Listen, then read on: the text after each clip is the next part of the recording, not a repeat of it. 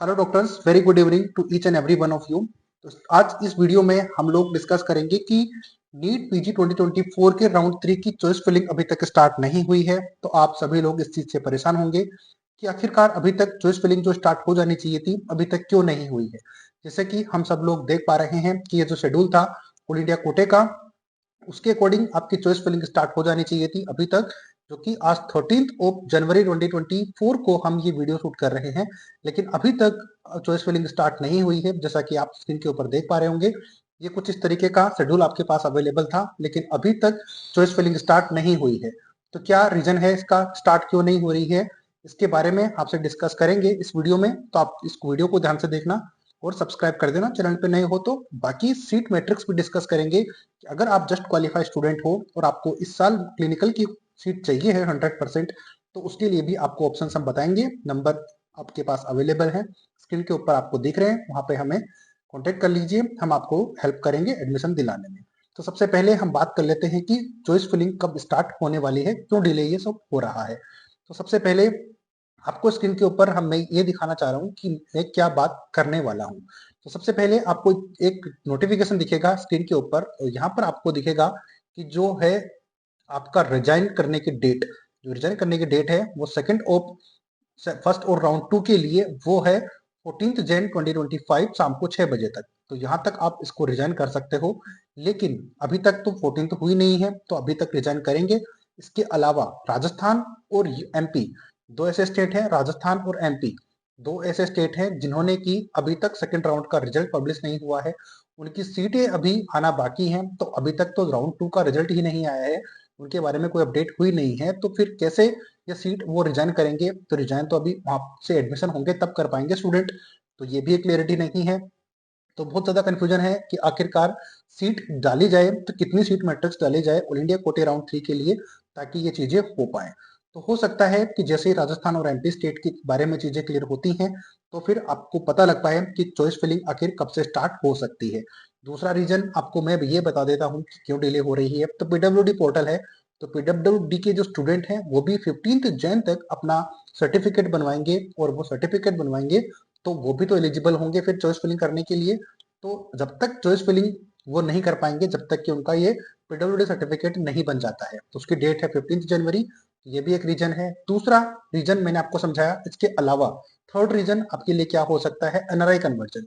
जैसे कि आप सब लोग जानते हो कि राउंड 3 के लिए एनआरआई कन्वर्जन के लिए भी नोटिफिकेशन आया हुआ था, लेकिन अभी तक वो स्टूडेंट को ये क्लियर नहीं हो पाया है कि वो उनके जो डॉक्यूमेंट सबमिट किए हुए थे उन्होंने अपने वेबसाइट के ऊपर वो सही तरीके से अपलोड हो गए हैं, कोई प्रॉब्लम तो है या फिर नहीं है, क्योंकि चॉइस फिलिंग तो उनको भी करनी है। तो ये सब रीजन मिलाकर आपके सामने ये बात अब सामने आ रही है कि अभी तक ये चॉइस फिलिंग में थोड़ा सा डिले हो सकता है। अब कहने का मतलब ये है कि जब तक आप ये वीडियो देख रहे हो सकता है कि चॉइस फिलिंग स्टार्ट कर दी जाए, लेकिन जब तक सीट मैट्रिक्स नहीं आ जाती, और सीट मैट्रिक्स नहीं आने का रीजन मैं आपको समझा ही चुका हूं कि क्या रीजन है, सीट मैट्रिक्स क्यों नहीं आई है। नंबर फर्स्ट मैं इंक्लूड कर देता हूं। फर्स्ट है रेजिग्नेशन की डेट 14 जनवरी है 2025। दूसरा है एनआरआई कन्वर्जन, थर्ड है पीडब्ल्यूडी सर्टिफिकेट।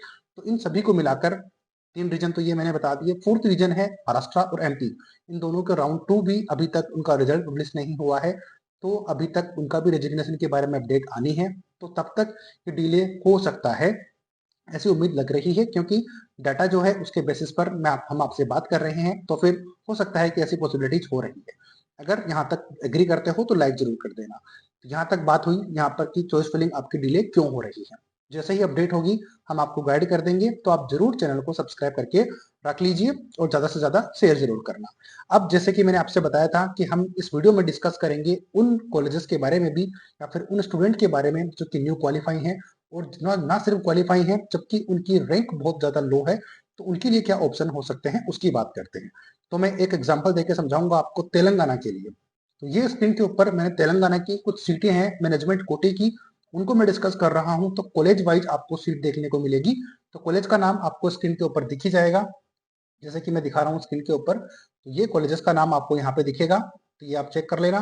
बाकी इतनी चीजें एक साथ में डिस्कस नहीं कर पाऊंगा, बट ब्रांच वाइज मैं आपको समझा पाऊंगा कितनी सीटें अवेलेबल हैं। तो फर्स्ट मेडिकल कॉलेज में तीन तीन तरीके की MQ1, MQ2, MQ3 यानी कि मैनेजमेंट कोटा 1, 2, 3, इन तीनों टाइप की सीटें अवेलेबल हैं। अब ये डिस्कस मैं सिर्फ करूंगा कि कौन कौन से ब्रांचेस की सीटें अवेलेबल है। तो जनरल मेडिसिन की बात करेंगे तो MQ1 में 5 सीटें, 3 और 2, इस तरीके से टोटल आपकी बात की जाए तो यहाँ पर 10 सीटें अवेलेबल है। जो कि मैनेजमेंट कोटे की बात करें, जस्ट क्वालिफाई जो स्टूडेंट हैं उनको शॉर्ट एडमिशन चाहिए है मैनेजमेंट कोटे में, तो वो कॉन्टेक्ट जरूर कर सकते हैं ताकि उनको सीट दिलवा हम पाए और इजीली सीट आपको मिल सकती है अगर आप जस्ट क्वालिफाई हो तो रजिस्ट्रेशन कब से स्टार्ट होंगे, क्या प्रोसेस होती है, उसके लिए कॉन्टेक्ट आप जरूर कर लीजिए। नंबर स्क्रीन के ऊपर डिस्क्रिप्शन बॉक्स में अवेलेबल है। ये सीटें अवेलेबल हैं। नेक्स्ट मेडिकल कॉलेज में जनरल मेडिसिन की कुछ इस तरीके से सीटें अवेलेबल हैं। तो कॉलेज वाइज आप चेक कर लेना और जरूरी बताना ये है आप सबको कि कितनी ज्यादा यहाँ पर मेडिकल की सीटें अवेलेबल हैं। अगर आप इंटरेस्टेड हो तो यहाँ पर आप कॉलेज आपको मिल सकती है, जस्ट क्वालिफाई के ऊपर अच्छी तरीके से आपकी प्रैक्टिस हो सकती है। बात करते हैं नेक्स्ट एमडी पीडिया की बात करेंगे तो यहाँ पर भी सीटें आप चेक कर सकते हो कि कितनी सीटें अवेलेबल है। हालांकि मेडिसिन के मुकाबले में थोड़ी सी कम है बट अच्छी सीटें अवेलेबल है। एनेस्थीसिया की बात करेंगे तो 432, 432, 211, 44 कुछ इस तरीके से सीटें अवेलेबल हैं। तो ये भी आप चेक कर सकते हो, मेडिकल कॉलेजेस की तरफ से आप चीजों को चेक कर सकते हो। ये हमने आपको दिखा रहे हैं ताकि आपको हर एक चीज के बारे में नॉलेज रहे। बाकी तो आप कॉन्टेक्ट करोगे, इतनी सारी चीजें अगर मैं एक्सप्लेन करने बैठा 1 घंटे का वीडियो हो जाएगा जो आपके लिए भी सही नहीं होगा। तो इसका स्क्रीनशॉट लेके आप रख सकते हो ताकि आपको समझ में आए। रेस्पिरेटरी की बात करेंगे तो यहाँ पर सीटें अवेलेबल हैं कुछ इस तरीके से, बहुत ज्यादा नहीं है लेकिन फिर भी आपको बाकी स्टेट्स या फिर बाकी जगह के मुकाबले में यहाँ पर सीट मिलने के चांसेस काफी ज्यादा हो जाएंगे। एमडी डीवीएल की बात करेंगे तो कुछ इस तरीके से सीटें अवेलेबल हैं। वीडियो की बात करेंगे तो भी काफी अच्छी सीटें यहाँ पर अवेलेबल हैं, आप चेक करोगे। साइकेट्रिक की बात करेंगे तो भी यहाँ पर सीटें काफी ज्यादा अवेलेबल आपको देखने को मिलेगी। मेडिकल कॉलेज वाइज आप यहाँ पर चेक कर सकते हो।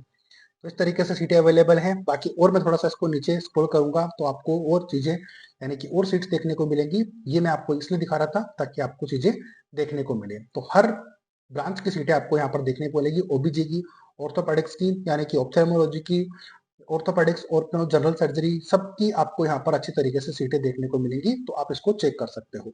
इमरजेंसी मेडिसिन हर तरीके की सीटें आपको यहाँ पर देखने को मिलेगी। तो अगर आपको एडमिशन लेना है 2024 में ही, आपको अपना ईयर वेस्ट नहीं करना है और अभी चाहते हो कि एनी हाउ हमें कोई सीट लेनी है, तो तेलंगाना आपके लिए बेस्ट ऑप्शन हो सकता है। रजिस्ट्रेशन जैसे ओपन होंगे हम आपको गाइड कर ही देंगे।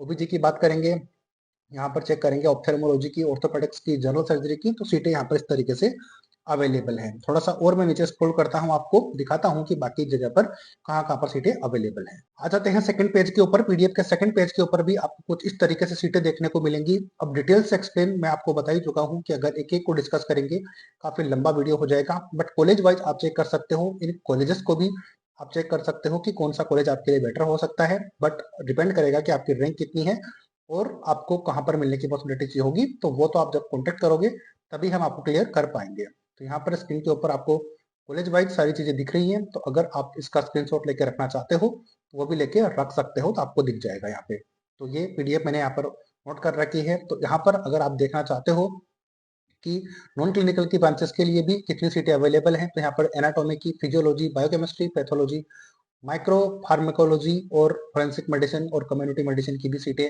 काफी ज्यादा अवेलेबल हैं कॉलेज वाइज। तो ये भी आप इजीली चेक कर सकते हो। बाकी क्लिनिकल की ब्रांचेस तो मैं आपको ऑलरेडी दिखाई चुका हूँ और आप यहाँ पर नॉन क्लिनिकल की ब्रांचेस भी चेक कर सकते हो कि कितनी सीटें अवेलेबल हैं।